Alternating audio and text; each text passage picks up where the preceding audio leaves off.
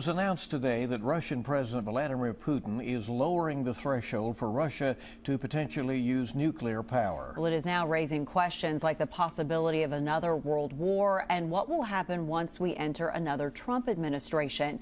WKYT's Alyssa Williams has more from Ukrainians and political leaders who weigh in on this conflict.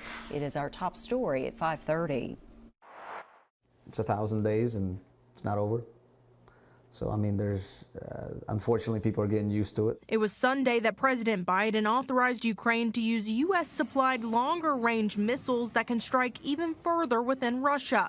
For Ukraine native Victor Selipina, it's a decision he feels strongly about. My honest opinion, it's about 1,000 days too late. Maybe the outgoing administration fears that it hasn't done enough. I don't know. And now they're kind of frantically trying to because of the election results. It's a similar response given by Senate Minority Leader Mitch McConnell, who says he has been in support of an authorization for months. Some of our colleagues might be conflicted about this development. I would ask them, would helping Taiwan or the Philippines defend themselves in the event of Chinese aggression be provocative?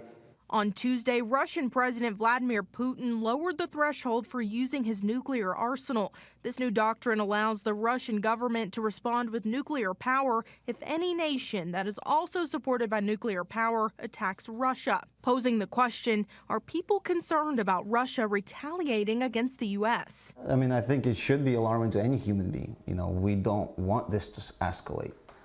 But again, unfortunately, I think it has stretched out a little bit too long. President-elect Donald Trump has voiced that he plans to help put an end to the war once he's in office. I'm not keeping my hopes high about that, but I do think that it's about time to end this thing and because people are dying. Alyssa Williams, WKYT.